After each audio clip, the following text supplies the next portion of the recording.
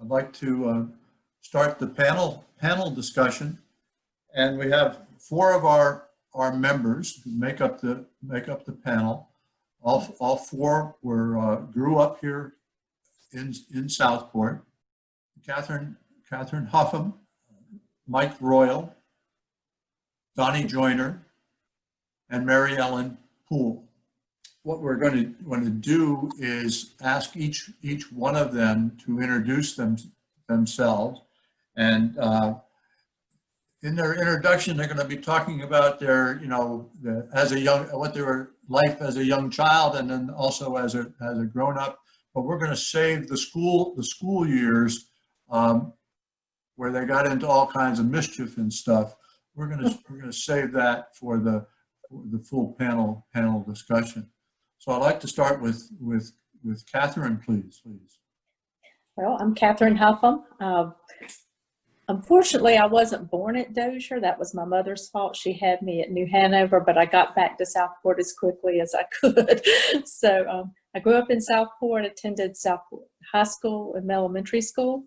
I went to Fort Johnston Academy, which was a private school, and later went to Peace College in Raleigh and graduated from Mount Olive College later in life. What's your first childhood memory? Playing with my friends on my birthday party, on my third birthday party. What was Christmas like? What kind of celebration did the family have?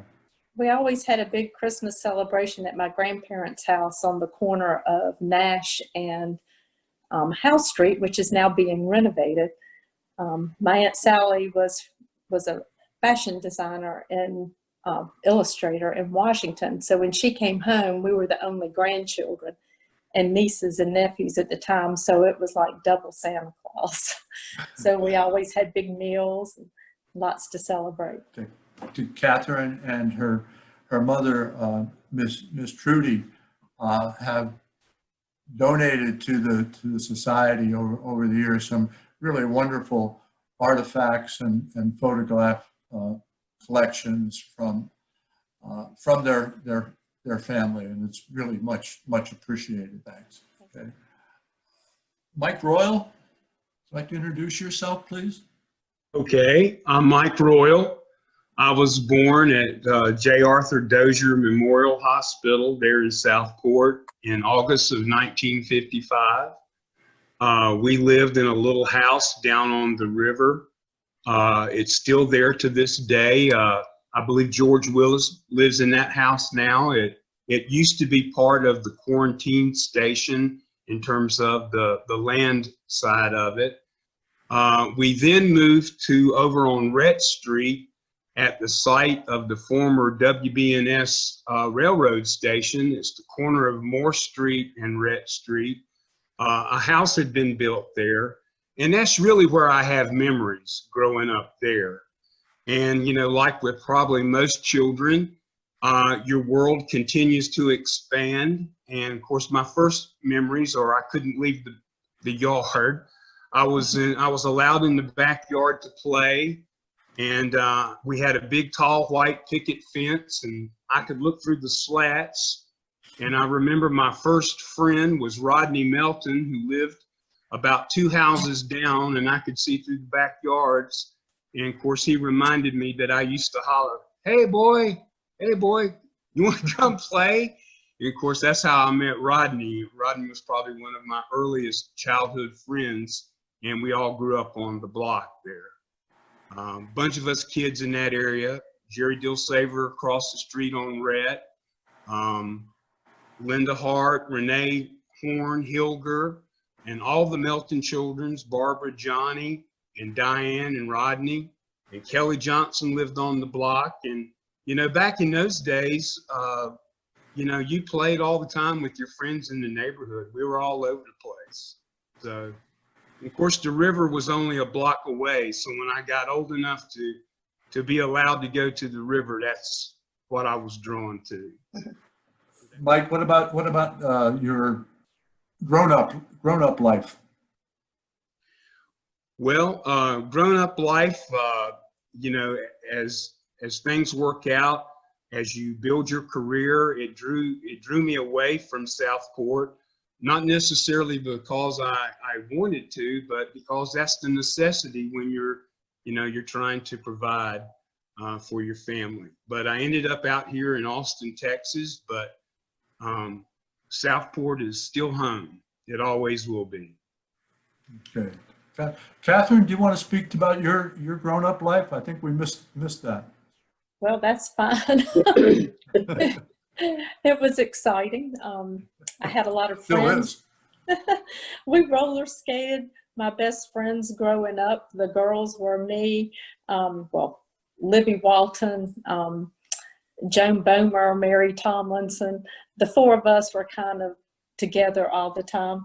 We read a lot of Nancy Drew mysteries, so we were always trying to solve crimes in Southport. And we were snooping around yards when we weren't supposed to be in yards at night. Just being Nancy Drew and all the other characters. But it was a fun life. In the summer, we took art lessons, swimming lessons. We went to the beach. We hung out on the rocks in front of the garrison.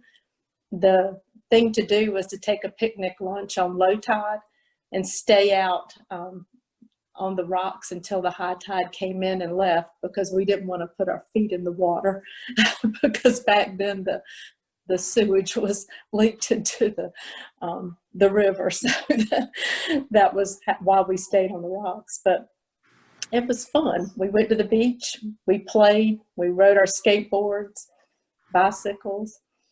And before we had our driver's license, we would take the ferry over and spend the day. We'd take our bikes over and hang out on the beach and have picnics.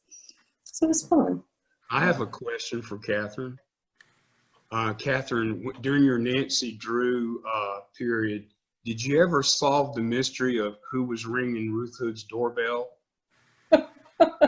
No,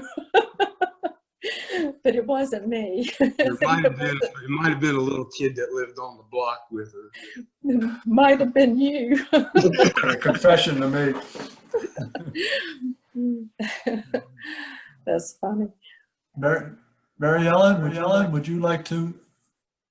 Okay, thank you. Good evening, everyone. It's a pleasure for me to speak tonight about growing up in Southport. And I don't know how many can see me, but I did a virtual background because I grew up at the yacht basin. I put a virtual background of one of my father's charter boats, because that is so much a part of me growing up in my younger years. I am Mary Ellen Watts Poole, and I'm a native of Southport. And I grew up, I was born at Dozier Hospital as well. I grew up where we lived was in the Yacht Basin area. We lived at the end of West Street. It was the corner of West and Bay Street, and both of them were dead ends. And if you know where the Harborside condos are now at Southport Marina, that's where our house was. All of us, as we get older and even growing up, we have, or I think most people relate what was special about them when they were born, or how you can relate it to. I always knew I was special for two reasons. There's just me and my brother in the family. I was born on his 6th birthday. So he got to name me at 6 years old. So I always knew I was special because I was born on his 6th birthday. And so I was my big brother's 6th birthday present. The other thing about being special is I was born the year that Hurricane Hazel hit Southport. I was 9 months old when it hit in October of 1954. My father was in the charter boat business with his dad. So you will see that I put one of the charter boats in my background. So the yacht basin for me and my brother and my cousins, who we all kind of lived together in that area, and the neighborhood children, the yacht basin was our playground. That's where we played. And as a friend of mine says, you know, we really had a childhood like Huck Finn and Tom Sawyer. How wonderful it was. My early years were spent with those children, and we would always go down to the docks, and we would go crabbing. We would go some of the fish houses would give us a fish head. We'd tie it on a string, and we'd go down on the docks, and we would crab or fish off of those docks. And that was one thing we liked to do. We also had picnics. We'd like to go to the edge of the marsh down around the yacht basin. A lot of it's been filled in now, but there was a lot of marsh, and we like to play on the edge of that marsh and have picnics in that area. One of our favorite pastimes is that we would go do what we call mud bogging. At low tide, we would walk out, we would go down at the yacht basin, and where the tide was low, there would be mud there. And so we would walk real fast on that mud in the hopes that we didn't sink and get stuck. So that was entertainment for us, and this was as a young child. We spent a lot of time at the docks when the boats would come in the summer, when they did charter boat fishing. When they come in, that was the excitement to go down to. For my family, as small children, we'd go down to the docks and wait for the boats to come in. My brother and the neighborhood boys would go down there as they got older and clean fish and from the parties that caught fish during the day, and that's how they made money in the summertime. And I do want to say something about the fishing business that was always exciting. And I do have a picture, and if you will bear with me, I'm going to try to put it on so folks will know what I'm talking about.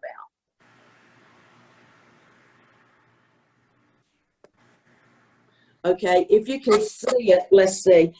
This is the fish that the parties caught during one day on the boats. That's my grandfather in the lower corner, and my dad is in the upper corner on the other side. The fish that they have on the racks are sailfish. People love to come down and try to catch a sailfish because that was a big sport, is to fight that huge fish with a reel and bring him in. And it was so exciting. Some people, they only wanted to try to catch a sailfish, because what they would do is then have that fish mounted and hang it on their wall. And when the sail is opened up, it's really beautiful.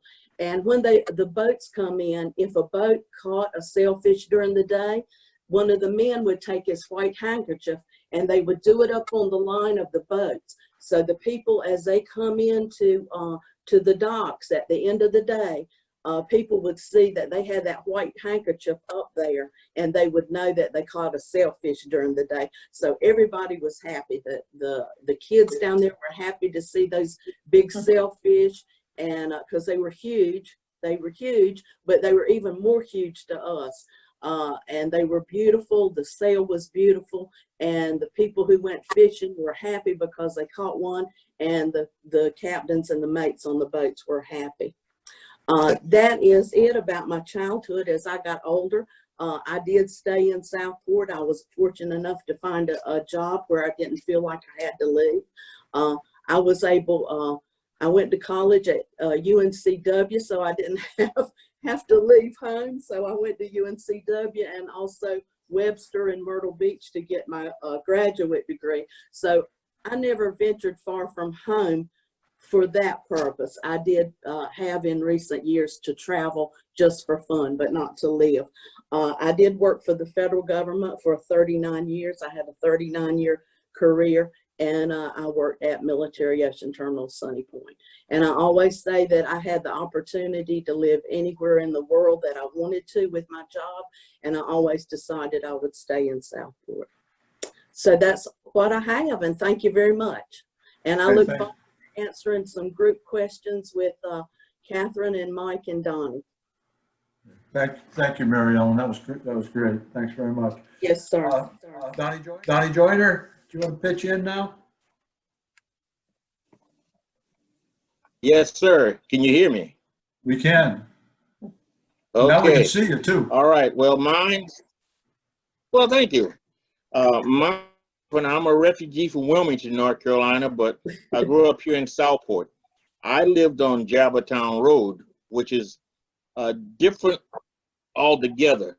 The games we played growing up as a kid was baseball and football on the highway.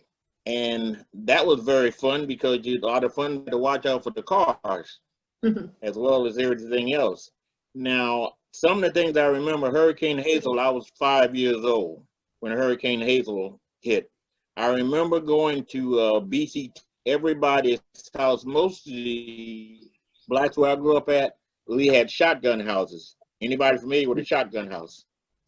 Yes. Can you hear me? Yeah. Yes, Donnie, I'm Shotgun familiar house. with that term. Okay, a shotgun house, you can look from the front door straight through the back. They're very prevalent down in Louisiana because when someone is chasing you, you can go out the front, run through the front, through the back, get on the boat and get away. But one of the things I most remember is when the battle, we were, I'm checking my notes, by the way. I was 11 years old, almost 12, and we were down on the waterfront. And Mrs. Francis, Annie Francis, and Eva Lee had us down there, I think it was 6th and 7th grade, and we were singing Carolina, Carolina. Well, can you imagine a bunch of 11 and 12-year-old kids, especially boys? We were trying to hide. That was one of the things. There's so many things that I can remember growing up. It'd take too long. Growing up in Southport was an experience. I grew up, like I said, on Jabbertown Road. Some of the people that I hung out with was Steve Clemens, Greg Clemens, and Milton McCracken. Steve and Greg were cousins of mine, and Milton was a good friend of mine. Later on, we were joined by some of my younger cousins, along with a young man named Billy Floyd, and there was a kid named Charles Drew that we hung out together. And they also played football. The baseball and football for a while was played on the highway. Growing up at BCT, I started, I actually went 11 years because I got lucky. I missed the 2nd grade, but I ran into the 3rd grade, Miss Estelle Swain, a teacher. Bob, you wouldn't have had to put up that Pledge of Allegiance because if you didn't know it, she would give you a good tanning. So I know the Pledge of Allegiance front and back.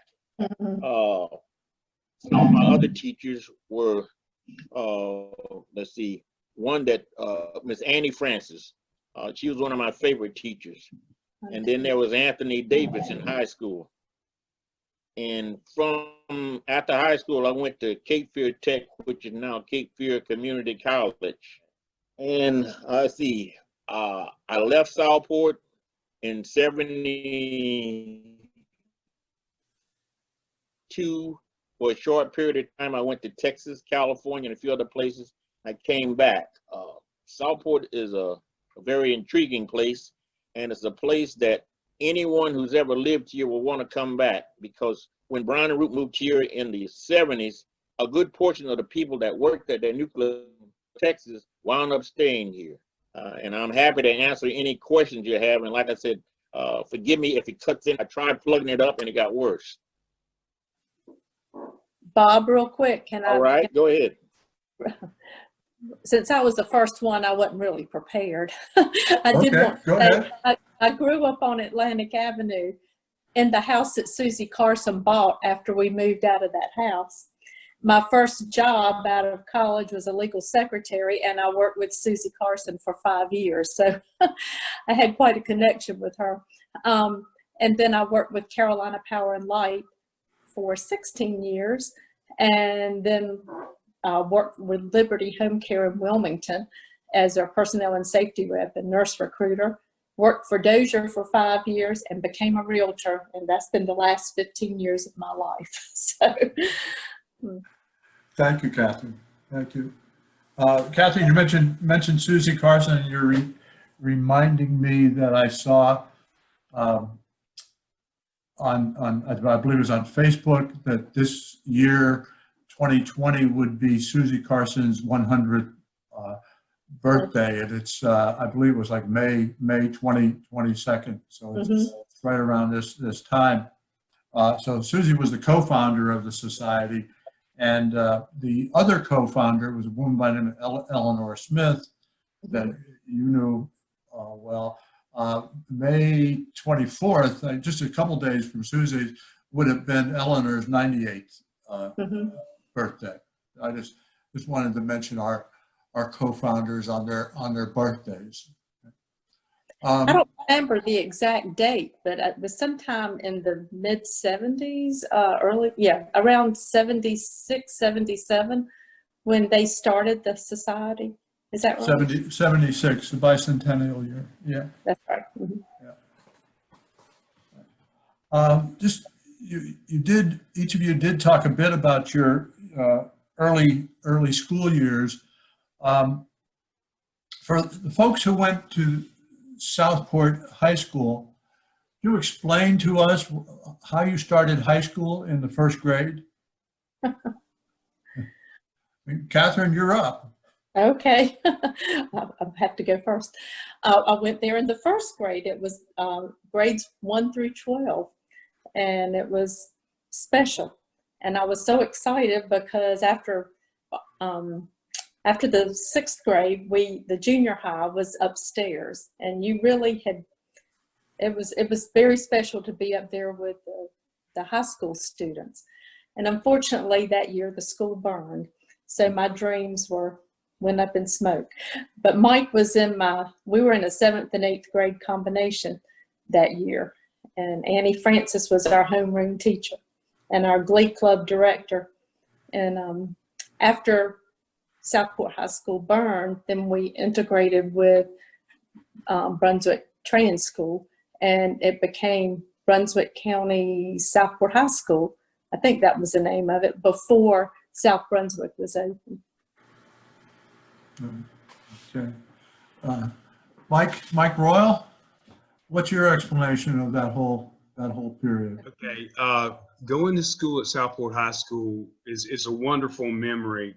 Like Catherine said, I was always fascinated by the high school kids upstairs.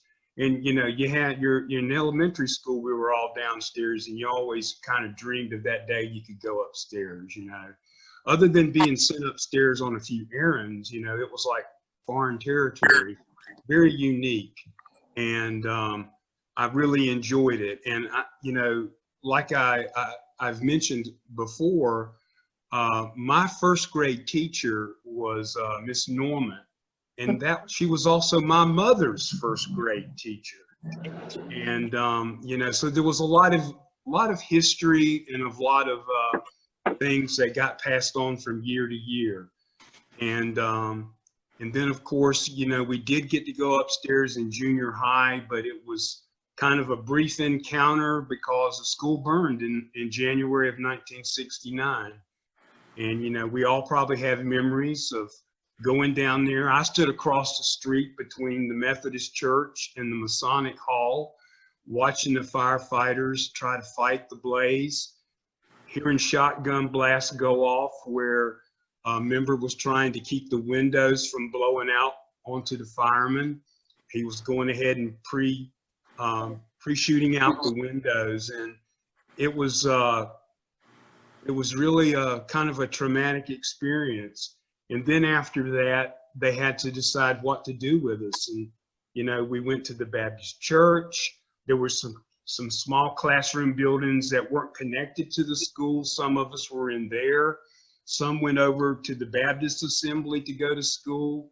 And then they finally settled it by the next year, I guess, which was the school year of 1970, where Brunswick County Training School was able to accept all the Southport High School students over there.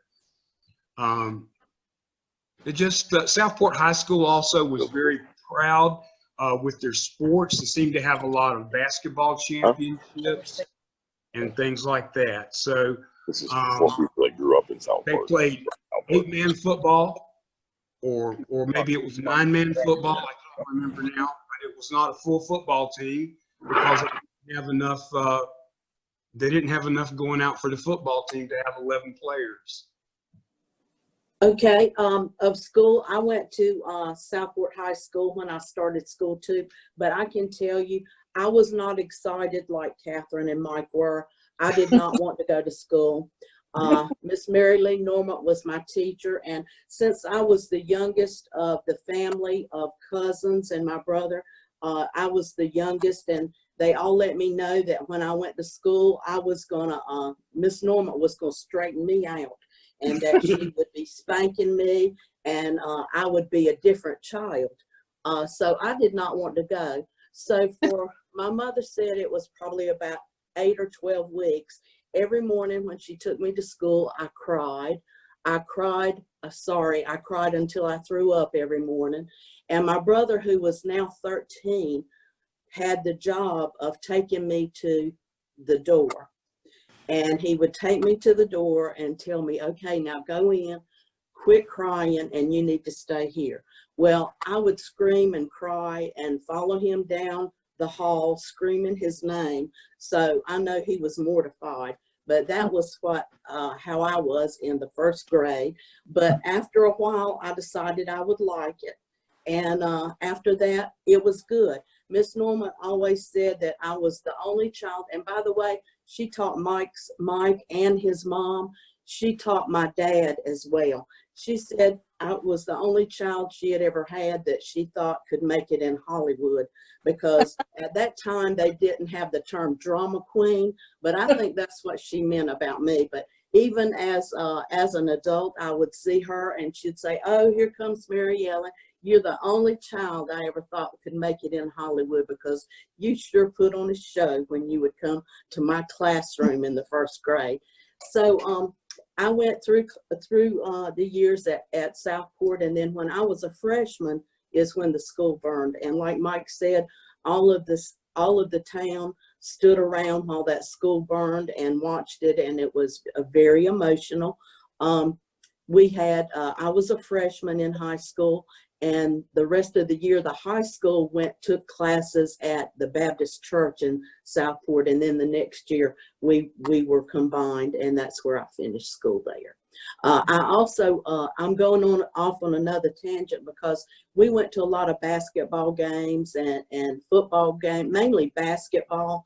But I remember also for Donnie, his school growing up, when I was real young, they had a band. And when they would practice in the afternoon, a lot of the townspeople would go and sit and park and wait for that marching band to come by to listen to them play. So I can remember even before I was in school, my mother would put me and my brother and my cousins in the car, and we would go somewhere and park and wait for the band to come by so we could watch them practice.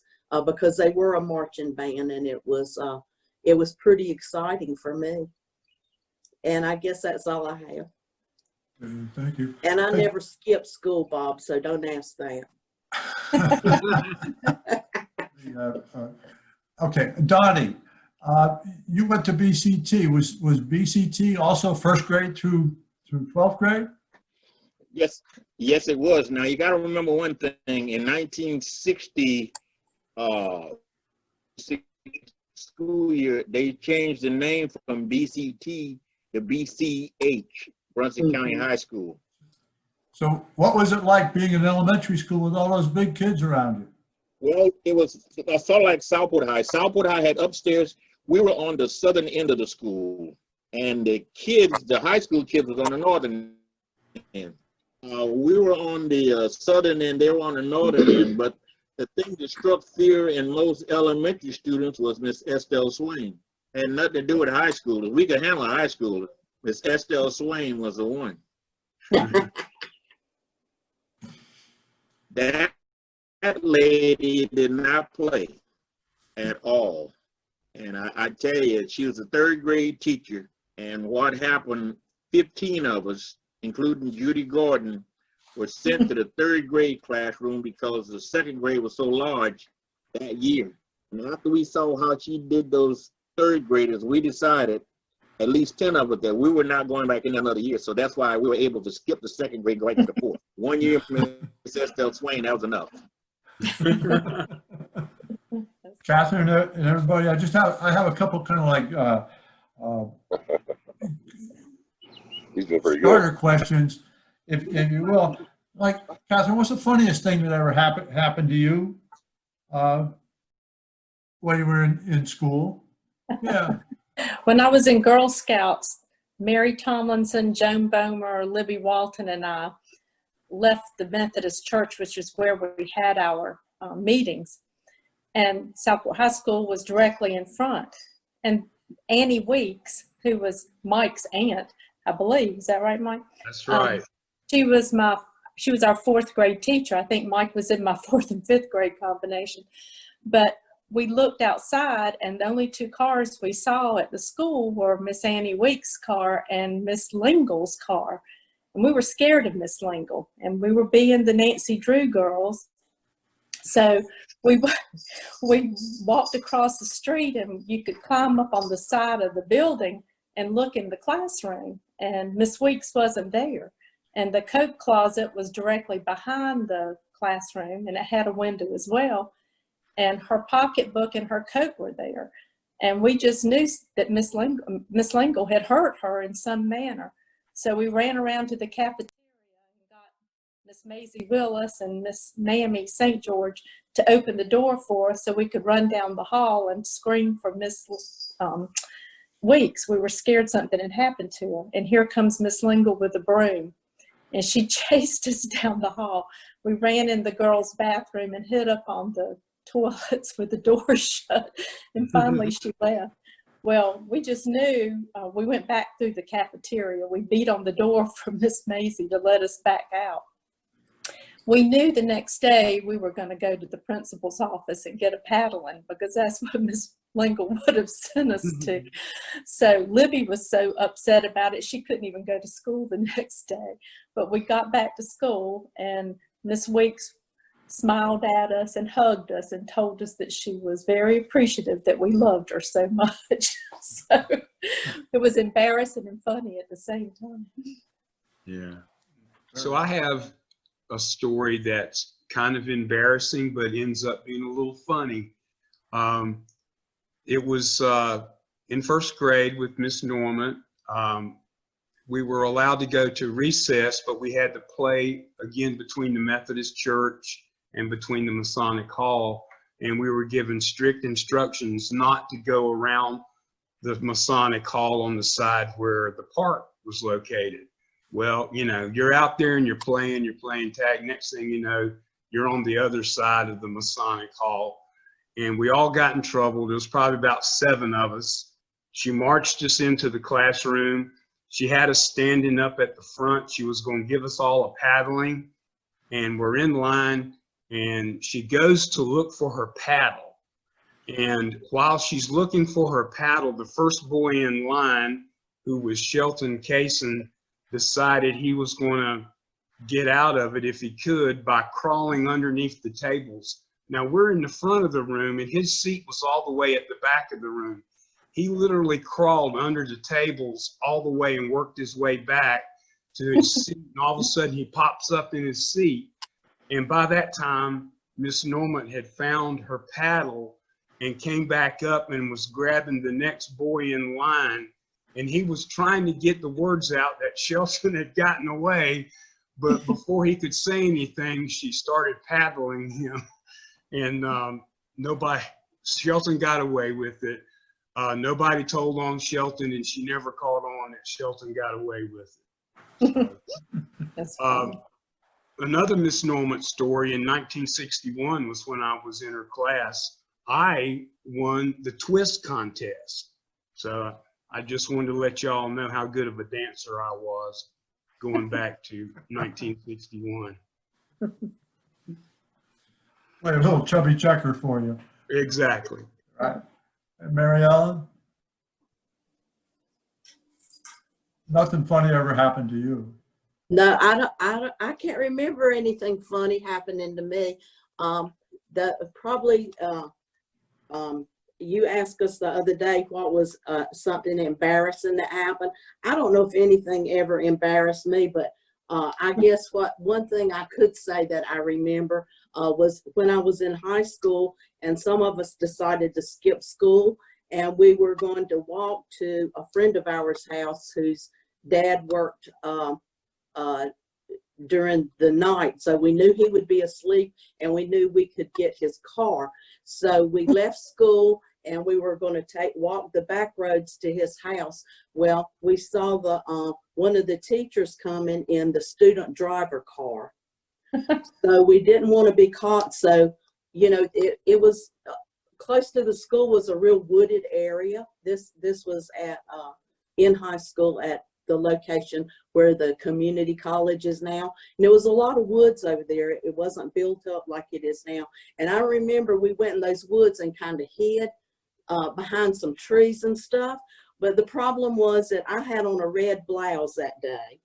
And so the driving instructor said all he could see was that red blouse. So he told me next time, we didn't get in trouble, but he told me the next time I decided to skip to make sure I didn't wear a red blouse, because that was easily seen when I tried to hide. So I guess that's the only thing I can remember that might be humorous. Okay, thank you. That I can mention in this forum. Donnie? Well, Bob, I sort of halfway plead the fifth. There was an incident at my senior year. A friend of mine was like this girl, and he had me write a letter to her. So I wrote the letter. It was on a Sunday, and he winds up giving it to the girl on Monday. By Monday, had me in the office.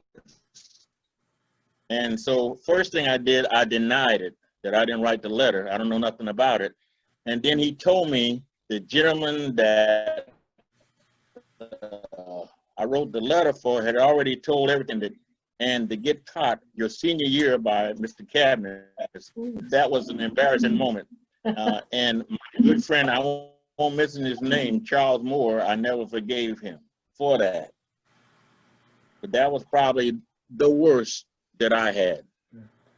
I'm wondering at this point, if there's anybody in the audience that would like to ask the group a question, or has a story of their own to share. Bob, this is Mary Ellen. I would like to say something. Since I've been involved with the Historical Society and when I did the coloring thing and today, it really makes you think and write about down about how the area looked and how things were when you were younger. And I think it's an excellent time to remind people that that's what you need to do. I know everybody has their own special stories, and you don't really think about them until somebody asks you or you hear somebody else telling a story. So I think that this is a good way to tell people, please write down your stories and tell your stories and think about them again, even if it's for your own personal use, because it is very important. I know it'll be important to your family and others. So that's all I wanted to say. Okay, thank you, Mary Ellen. There That's was very valuable. I'm glad you said that, Mary Ellen. I was going to add something else about Southport High School. The excitement about that school, there were always festivities. There were May Day festivities. We would wrap the maypole. We would have dances. Mrs. Lingle was very creative. We performed on the stage in the auditorium. We would have crepe paper dresses that were like flowers, and we would dance and perform. The whole community came out for that. That was something special for that school, because everything in town really centered around the activities at the high school, whether it was from the 1st or the 12th grade. And back then they had mascots for all the classes, which meant they had little children be with the senior class when they graduated. I happened to be a mascot with a little boy named Randy Hahn for the class of 1962, and that was Robert Howard's class and Measy Herring's class. And I got to even go to the junior senior prom with them. And Sally Ward was the May Queen that year, and I got to be her flower girl. So when they had the big May Day festivities in front of the school, wrapping the flagpole, I got to throw rose petals for her as she walked up the steps of the school and sat on her throne as the May Queen. So it's a lot of fun as a child. A lot of things going on. Thank you, Catherine. I have a kind of a combination of questions here for you, because we kind of talked about you being in school. What did you do after school? What did you do on the weekends? What did you do in the summer? Did you have part-time jobs? Did you have chores to do? Did you get an allowance, and how much, and how did you spend it? So it's just, what were your out of school activities and your out of school life? Are you starting with me again? Sure. Okay. Well, I rode my bike, played on the river. I went to my friends' houses. My mother took us to the beach any day that she could get us there.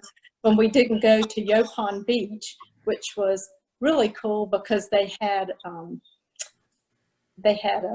pavilion there, basically. You could rent rafts, get ice cream. There was a ski ball, is that what you call it?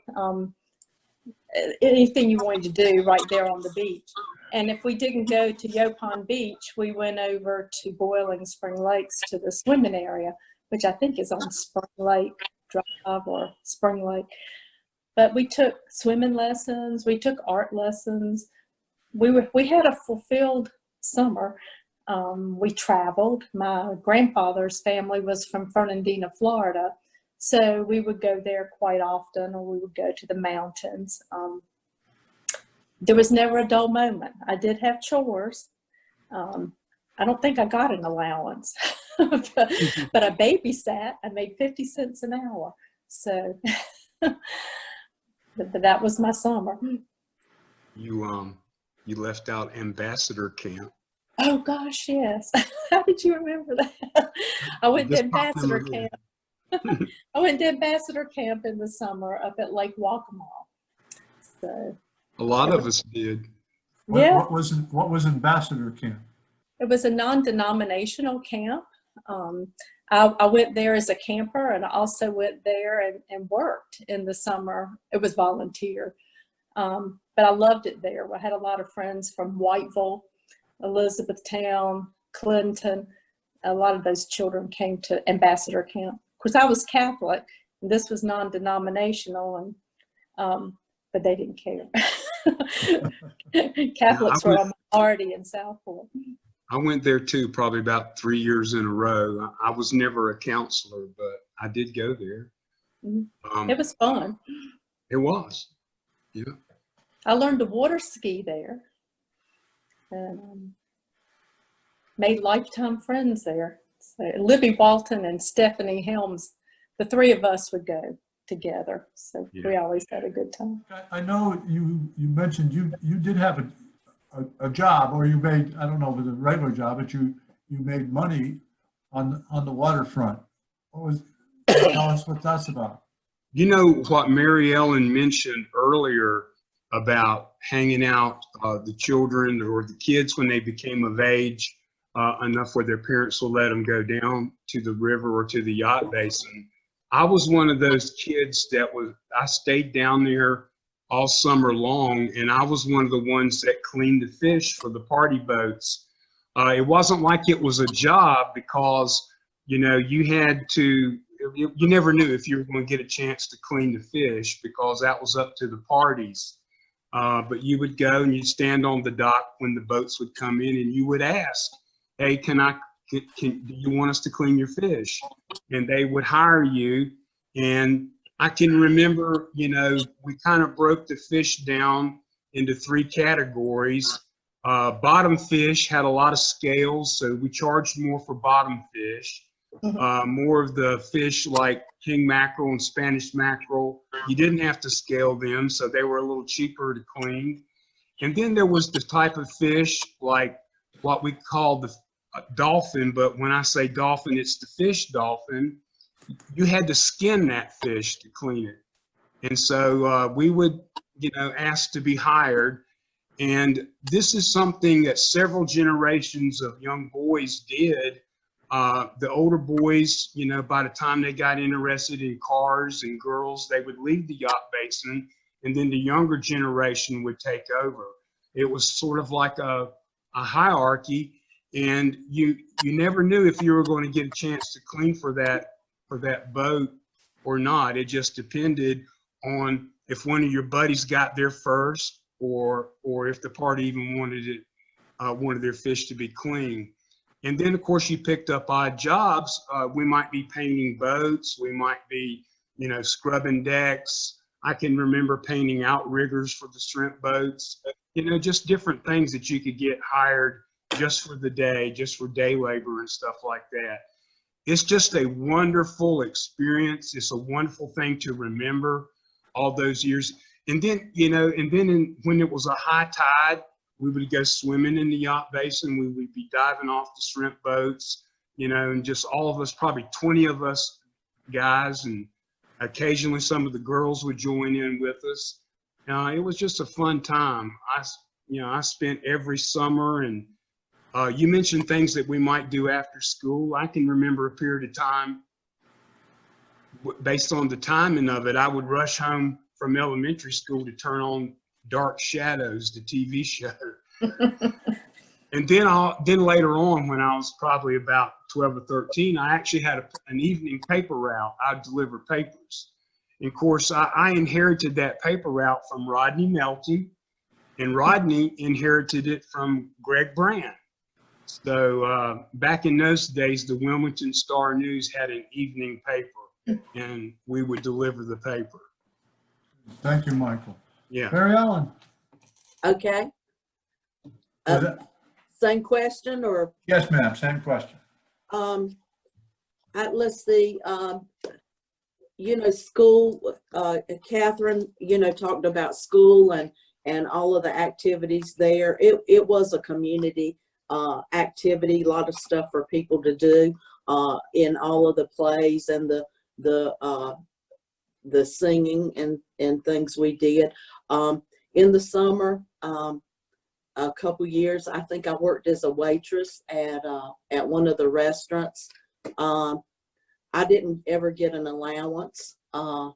That's kind of it. And we always stayed close to home. My father being, working in the fishing business, he worked every day that the weather allowed him to.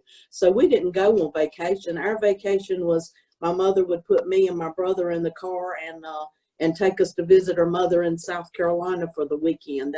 That was our vacation. So that's kind of what we did. My mother always said, why would you want to go anywhere? My dad was born and raised in Southport, but my mother was from South Carolina.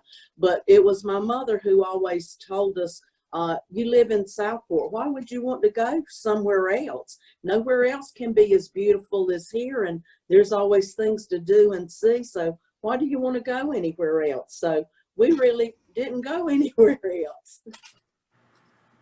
We did go to the movies, and we went to the Amuse You, but I can tell you that is not my first recollection of a movie. Before I went to school, I can remember one night my dad and my mother's sister's husband, they were babysitting me and my cousin, who were very close in age, and we weren't in school yet. I think they had a women's club meeting to go to, so they were stuck with babysitting us. And I remember they took us to a movie at the drive-in theater. There was a drive-in theater that was in the location on the corner of Long Beach Road, where Handy Hugo's is. There was a drive-in movie out there. And I'm sure we fell asleep before the movie started, but I can remember the cartoon was Heckle and Jekyll. And that was the first cartoon at a movie that I remember seeing. I don't remember the first movie I went to, the Amuse You, but I remember that because of that we went, it was a drive-in, and Heckle and Jekyll was the cartoon. So that's something I remember. Thank you, thank you. Yes, sir. That's Donnie? good. That's Okay, good. Bob. I remember that drive-in theater too. I'm glad she mentioned it, because it's so long ago that it disappeared. You almost forget about it. Yes, sir. Well, my dad paid me not to work. I know that sounds crazy, but we went to the blueberry farm. It's called Grand's Blueberry Farm. That's where you now have Lowe's Food. It was a blueberry farm out there, and I believe it was Max had a house over there. Mhm. And you got paid 50 cents a carrot. And for those who don't know what a carrot is 12 pints of berries, 2 other pints of berries, that's what they call top it off. So you got 50 cents a carrot. My lunch per week was $3 or $4, and I made about $1. So my father said, it's easier if I just give you a $3 allowance and have you not work anymore. I'll save money. And so all we did in the summertime was run around the woods near Jabbertown Road and play Little League baseball and things like that. But as far as for having a job, I didn't. He said, when you're in school, you better get good grades. So that's why I always try to excel in school, because like I said, the job I had, the berry farm, I'd already figured it out. I was going to make $10, but after the first day, making no more than $1 a week. So that didn't work out too well. How to say this? I've heard it said that there was really only 2 things you could do in Southport and as a kid, and you've kind of disproven that already. But this person who has said this is only really 2 things you could do. You could go to the amuse you, or you could create some mischief for your own entertainment. Catherine, what kind of mischief did you create? Well, I didn't do it on my own. It was me and Libby and Mary and Joan, and probably my friend Stephanie. Again, we were the sleuths of Southport. And we would sneak out of Libby. We would have a pajama party, and we would sneak out of Libby's house. She lived in the house where Dr. Zukowski lives now, on the corner of Rhett and Bay Streets. And Miss Annie Mae Woodside, who I'm sure the Historical Society is familiar with, she lived in the house where Dr. Fortney lives now on Bay Street. And we would sneak out, and the thing to do was to sneak through her yard. Well, we just thought it was fun, not that we were going to do anything really bad. It was just to sneak through her yard at night. And one night we were on the fence between her house and Dr. Templin's house because he was out of town. The lights came on and she walked out on her porch with a shotgun. And it scared us so bad. The only thing Libby could come up with to say was, Miss Annie Mae, I'm looking for my cat. He's been missing for about 3 days. And we all ran. That was our mischief, sneaking through yards. All right, thank you. Mike Royal, I just don't want to skip you because I'm sure you never did anything mischievous. You might as well skip me. Yeah, yeah. Come on, give it up. Well, I did participate in ringing Ruth Hood's doorbell and then going hiding in. She had a bunch of azalea bushes, and I would hide in the azalea bushes and watch her come out. But she finally caught on to me. One time I rang her doorbell and I went and hid in the bushes, and she marched right down the steps and walked over there and caught me. And I was embarrassed. I apologized and went home. But I was one of many young kids that liked to ring her doorbell. So I would do the doorbell ditch and dash, I think is what it was called. And Why as would you far ring as your doorbell, not anybody else's?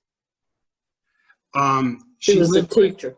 Yeah, she was a teacher, a school well known in teacher. the school, well known And in she the was school. tough. Yeah. She was like Joan Crawford and Mommy Dearest, and she kind of looked like her. So Yeah, that's a good, yeah. Mhm. we were scared. My father had the Exxon, or I guess it was Esso station then, where the golf cart sales are on the corner of Leonard and Atlantic. And I can remember every Halloween, my father had to wash Ruth Hood's car because it was egged. I mean, it was a green car, but when he had it in the bay washing it, it was yellow. And it was Yeah. every year. It was a lime green 1957 Chevrolet Bel Air. Mhm. I'd like to have that car right now. She caught a lot of grief. And I guess she was a good sport about it, but she was tough. So, Yeah, I lived on the same block with her, and sort of got passed down. Well, some of the older boys are doing it, so I ended up following their lead. Mary Ellen, were you a mischief maker? No, I was not. Okay. Well, I will say that Like that. in talking about that, I guess I was in high school though. I wasn't in the younger grades, so it was in high school. I remember one Halloween, we toilet papered one of the teachers' houses, and I guess with the shortage of it now, the teacher, he would have probably loved it if that happened now. But one Halloween, we did toilet paper his house, but that was kind of it. Well, what teacher was it, Mary Ellen? I can't tell you. I cannot on. tell you. I cannot tell you that. There were that many male teachers. We'll deduce it down to. I'll tell you sometime. Okay. Mr. I Mischief, can't Mr. tell all my Joyner? secrets.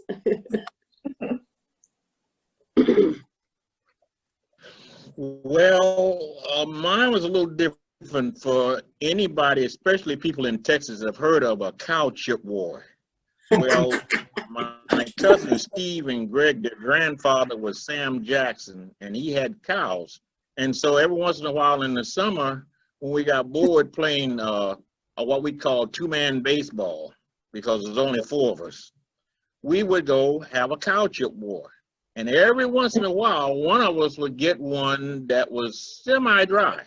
And if you've ever been hit with a cow chip that's semi-dry, you'll know what I'm talking about. And we always did things sort of like that. We had to be a little bit creative because not living in Southport, we were not allowed in Southport, not because we wasn't old enough, is our parents and grandparents wasn't going to let us go that far. So we wound up going over to Mr. Sam Jackson's house. And it's when you're going down, I think it's 87 133. It's on the left side, just as you pass the bank and the, I think Hardee's was out there. So the cow chip, the idea was to get the dry ones. But every once in a while, we get a wet one. And you don't want to get hit with a wet cow chip. Okay. So I understand Bob, I'm sorry. This Mary Ellen, I do have one story because if I don't tell it when we get off, my brother will say, why didn't you tell this story? One of the, I guess it was mischief, and I was pretty young. I was not in school yet. When my mother would go to the grocery store, of course I was younger and had to go with her, and I remember sitting in the buggy. Well, my treat, I always got a Coca-Cola. You know, in the South we don't say Coke, we say Coca-Cola. Anyway, I got a Coca-Cola in a little small glass bottle. That was my treat so that I would be quiet and be good while she was able to shop and put her stuff in the cart. And there was a gentleman who worked at the grocery store, and he was stocking the shelves, so he was kind of squatting down. And you know how when a man squats down and he has his shirt tucked in, his belt kind of gaps open at the back of his shirt in the back? Well, I poured that Coke in the back of that little tunnel there between his belt and his shirt.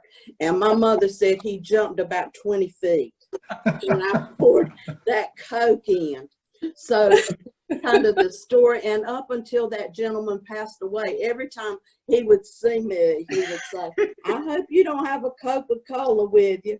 But anyway, that I hadn't thought about that till my brother mentioned it the other day. Did I remember doing it? And I had to admit I did. But that's my story of, I guess things go better with Coke. I guess that's what I thought. You might have got first prize for biscuit maker in that. I've heard stories about essentially two stores, you know, restaurants, and one is Willie McKenzie's store, and I know you all have good memories of that, and the other one that you good memories sure was the place with the best hamburger in town. You kind of Yeah. talk about it would be at Oliver's. I guess I never had Oliver's hamburger. They're better than Little Bits. Yes, yes. Oliver's Burgers solved every problem you ever had. When I was in the first grade, I had the red measles, and I was at Dozier Hospital. And I told my daddy, I said, if you'll just get me a cheeseburger and a chocolate milkshake from Mr. Oliver's, I'll feel a whole lot better. It did. And the next day I got out of the hospital, and I've always attributed it to that cheeseburger and milkshake. It was the Works best. for me, Catherine. That's good. Yeah. Yeah, it And really Willie was. McKenzie? Pardon? Willie McKenzie's store? Did you? Oh, I did. I liked the great ices. That was one of my favorites to get at Willie McKenzie's. But Dolly Evans had a store on the corner of Brown, the corner of St. George and House Street. And she made the best brown dogs you could ever eat. So they were delicious. Wow. Mike? The only problem I had with Oliver's was it was closed on Thursday. I wish it was open every day of the week. I love that place, and you could walk in and he'd look at you and he'd go, "Same thing, Mike," and I'd go, "Same thing." He knew what I wanted, and then I would walk around behind the counter and open up the cooler and get my sun drop out. Occasionally I did get a chocolate milkshake. He had some of the best milkshakes I've ever had, and just a wonderful experience. Oliver's Grill. He really had a special way of doing it. I don't know if it was a special recipe. One time Rodney Melton shared with me that it was kind of a special recipe and a special cut of ground beef, and it was just, really, really good. And to this day, I compare all hamburgers to that. Well, yeah, some of us have T-shirts that say, "I ate at Oliver's Grill." I don't know if you can That's right. Yeah. But there was, it closed. It opened in 1949, and it closed in 1985. And Boyce Spencer, along with some other people, made a sign and hung on the front door. It was like a tombstone. And it said, "Here lies Oliver's Grill. Born March 21st, 1949. Died April 25th, 1985. For 36 years, it held its virginity. A darn good record for this vicinity. Rest in peace." It was hilarious. I talked with Ed one time, and he told me the story. He said he had graduated with an accounting degree, and he was on his way. He had picked out a town in Florida. I can't remember the town now in Florida, but that's where he was going to go, and he was going to become an accountant. But he stopped in the Southport, and the Oliver's Grill thing was just something he was going to temporarily do just to make a few dollars before he headed on down to, I think it was Pensacola. And he said, and I've been here ever since, Mike. I never left. And boy, are we glad he didn't, move on down to Florida to do the accounting. Sure. Because Thanks, Mike. Yeah. Thank you. Mary Ellen?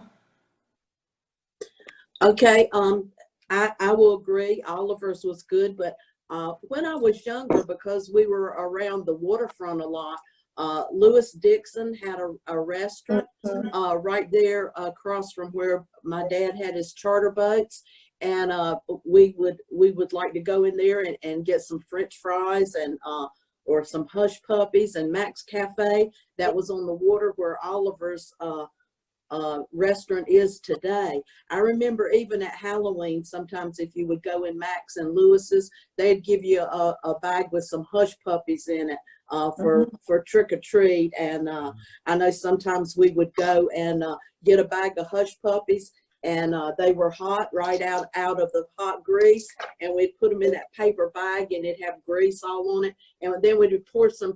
You know, we didn't have Krispy Kreme down the road, so we'd pour sugar in that bag and shake up those hush puppies, and that was like a donut. It's delicious.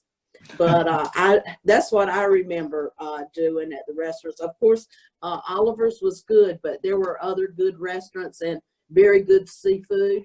And one thing I remember about Lewis Dixon is that whatever the boys, the guys, if they'd go fishing, whatever they caught and cleaned, and if the party didn't want it or if they went fishing, they would take them into Lewis's, and also stuff they shot and killed. Lewis would cook it for them. It didn't matter what it was. Lewis Dixon would cook it for you. I remember eating probably barbecued raccoon there one time that he cooked for somebody, and first place I ever ate conchs was at Lewis Dixon's. So that was kind of fun.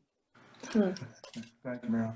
Donnie Joyner, what was your favorite restaurant or place to go for a treat? As a kid. Oh, well, as a kid, we ate at home. We restaurant was something because his grandson is my second cousin, and so when we'd come to Southport, we'd go over, and my aunt would go over to visit her niece, his mother, and we would go down to Mr. Willie's, and he'd set us up. We call him sherbet. Mm-hmm. Right. Basically shaved ice. Now I've eaten hamburger country in different parts of the world, and I haven't had a hamburger like that. To add what Donnie said, Mr. McKenzie, his place was on House Street. I believe there is a beauty shop there, but it's close to the water tower. He had a little place in there, and you could get ice cream. And my favorite was, like Catherine's, was a grape sherbet. And he would ask you what he wanted. He was probably the kindest man, older gentleman I ever met. He was real. He was quiet, and he was very kind, and he would ask you what you wanted, and then he would chip the ice off of a big block of ice with an ice pick, and then he had this huge metal ice crusher that he put it in, and I mean, it sounded like a jet engine going when he chipped that ice up.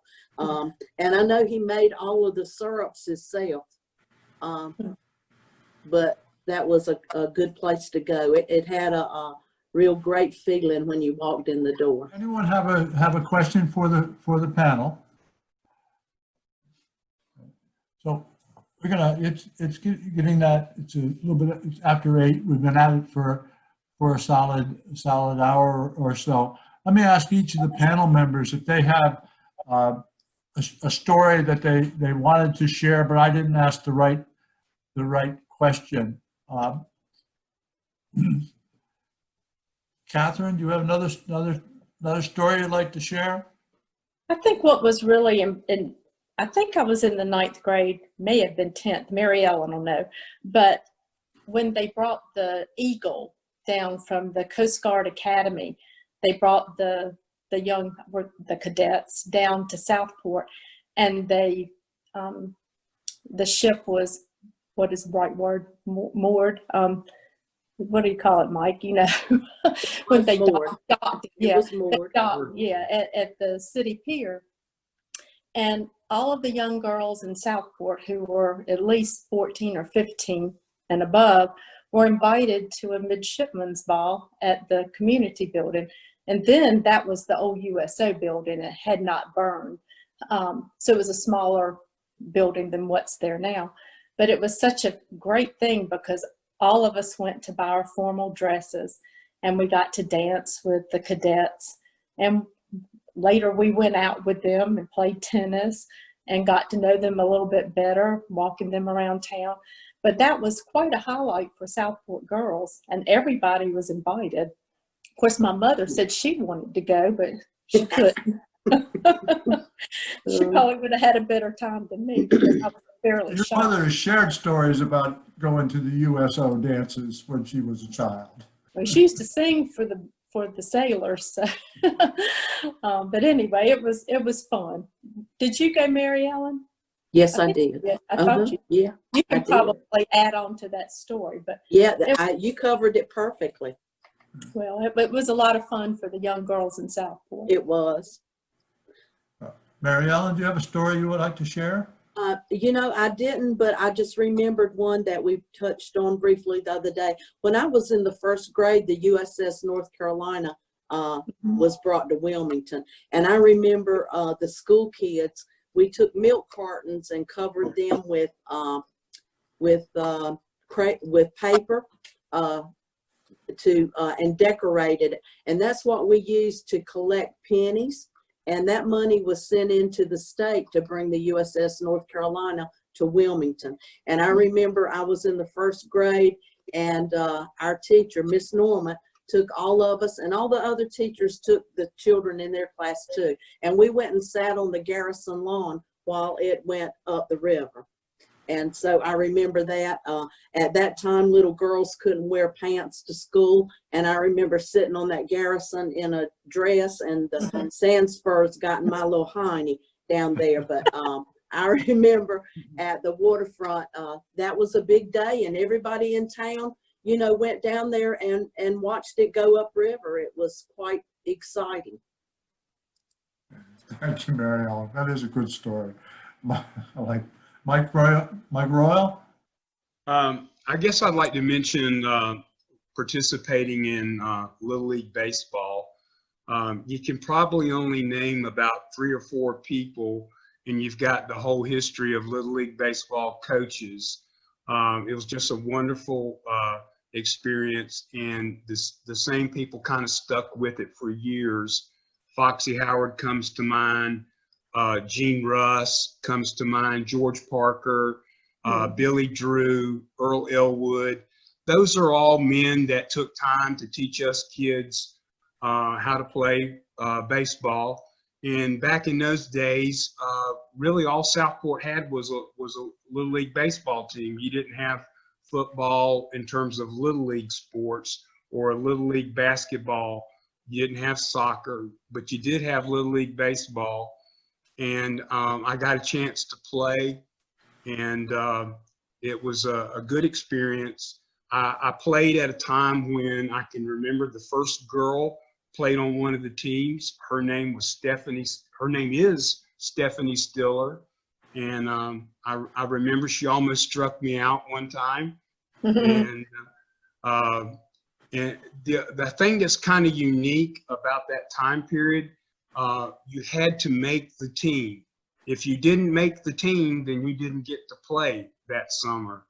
But I feel like I feel like I learned some lessons about life that way, because, you know, the first 2 or 3 years I did not make the team. And I lived right there within walking distance to Taylor Field. And it's right there near, as you know, where the old jail is, right down at the end of Nash Street there was where Taylor Field was. And it used to have some bleachers that had a sign up, home of the Southport Dolphins, and it also mentioned a group called the Southport Sailfish. And that was a semi-pro team that a lot of the local men played on.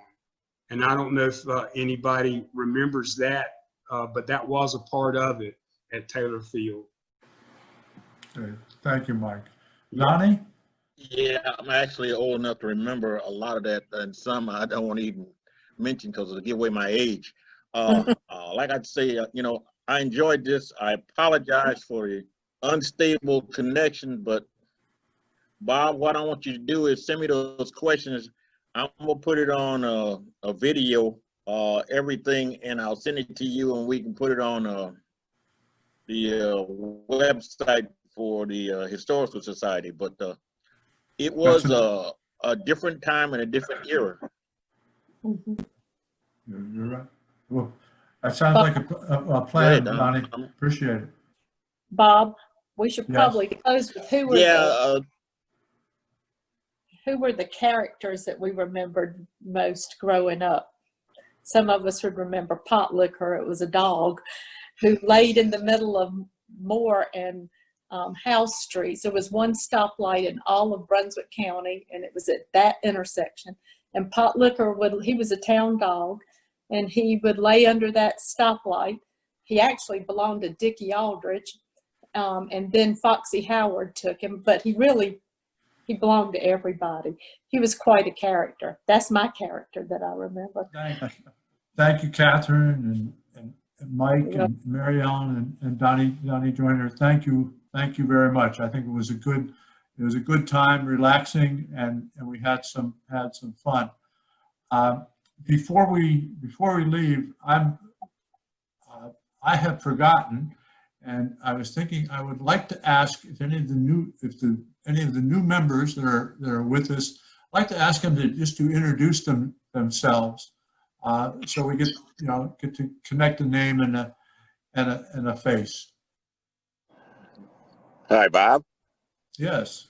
Hi, this is my name is Frank Newton, and the Newton family, the Pinner family, have a long history with Southport, and Catherine's mom, Trudy, was a dear friend of my father, along with Joby, which we're real sorry to know of his passing. I was down in Southport 2 years ago, and the last day that we were there, my wife and myself spent about 3 hours walking through the cemetery, just talking and discussing history and families and stuff.